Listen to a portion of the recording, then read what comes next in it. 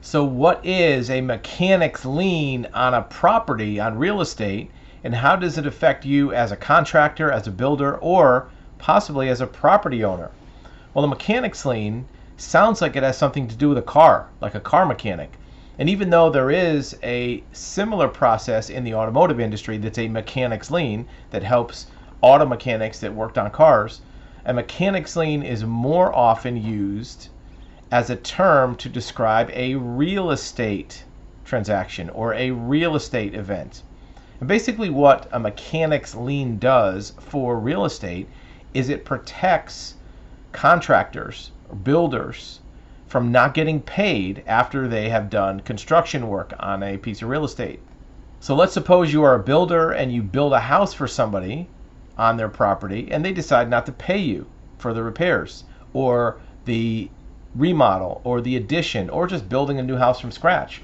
Well, that person can't get away with it because by performing work on someone's property, you get an automatic lien position on their property. Now remember, we're not attorneys, we're not giving you legal advice, and the laws vary from state to state. We're going to give you some of the basics on how this works.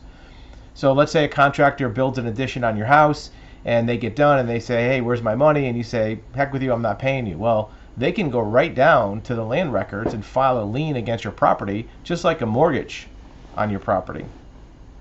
And that's going to be there until you pay them. It'll collect interest, it'll collect penalties, and they can actually foreclose on that lien on your property, subject to the first mortgage. Sometimes it takes precedence over other types of claims, a mechanic's lien.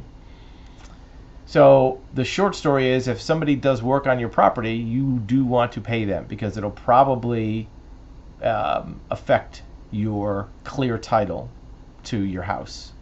Now, where it gets more tricky is if you are a subcontractor, how does it protect you? Well, as you know, if you're in the building industry or construction industry, if you're a subcontractor, you have the same rights. So let's say the same scenario, hypothetical, the builder builds a house on someone's property and they hire an electrician, and the electrician does the electrical work on that house, and the electrician doesn't get paid. Well, the electrician can file a mechanic's lien for their contribution to that house. So if the general contractor takes the money from the owner and doesn't pay the subcontractor, the electrician or the plumber or the framer, whoever, roofer, then that one subcontractor can file a lien for their portion of the build. Here's where it gets even trickier. Here's the scenario. You, the property owner, pays in full that general contractor for the whole job, but they don't pay a subcontractor. The subcontractor can come back and file a lien for work that you paid for, but the money never got to the sub. So there's a process called a lien waiver. So any subcontractors that work on the house, you get waivers for them as they are paid, and maybe before you pay the general contractor. Many times the construction manager will handle those lien waivers. It gets even more complicated. Mechanics liens also apply to companies that provide materials. So let's say if you call the lumber yard and they deliver a bunch of building materials, lumber, 2x4s, framing, roofing, paint, whatever, and they're not paid.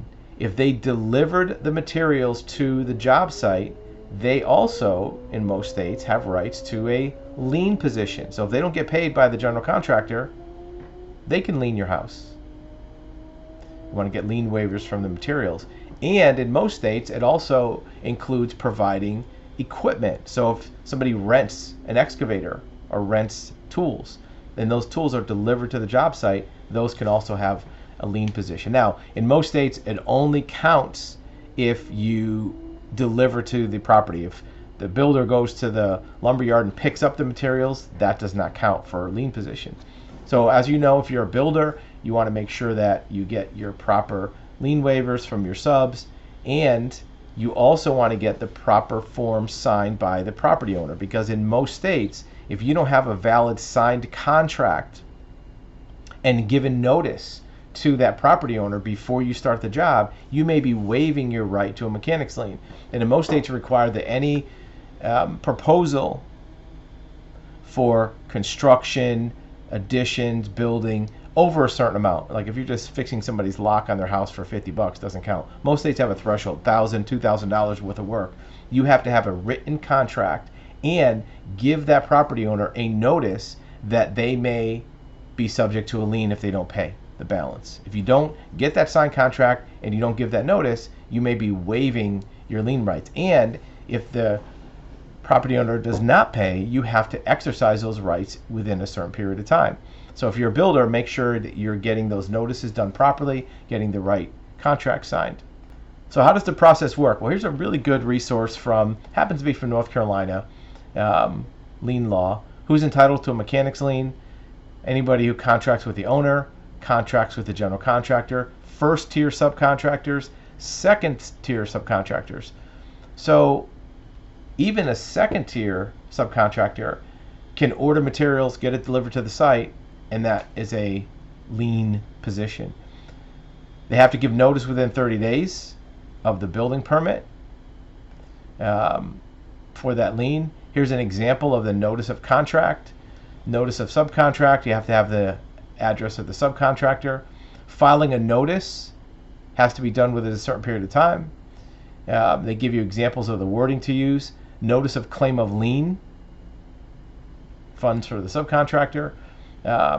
It tells you it has to be done within 120 days of the last date that the materials were furnished. So you have a deadline. If you're a lumber yard, you deliver your materials. If you're not paid, within 4 months, you have to file it within that. Otherwise, you lose your rights.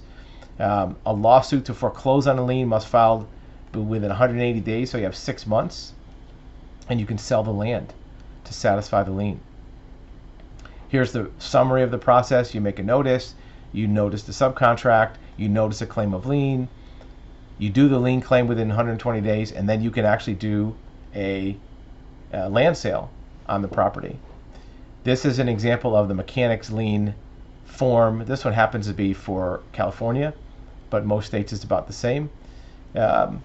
It's important for any party to construction, remodel, or major repairs on a house, renovation even, to be aware of what the rules are for a mechanic's lien. Because if you're a builder, you want to make sure you don't lose your rights and not get paid. If you're a property owner, you want to make sure you don't have to pay twice. You pay the general contractor, and then those funds don't get to where they're supposed to get to, and then you have to pay again to clear liens. So mechanic's liens are a valid and reasonable way for contractors, builders to protect their interests and get paid on work that they performed. But it's also a way to protect the property owner, because look, if a builder wasn't able to protect themselves and they didn't have this mechanic's lien, they would just make sure and get paid up front for anything, so they don't get, they don't lose money. But if you have to pay up front, now the builder could just run away with your money and not do any work. So this is a fair way to balance both sides. It's been used for decades to protect quality, legitimate builders and contractors from not getting paid, but also protect property owners from unscrupulous builders who would just run off with your money.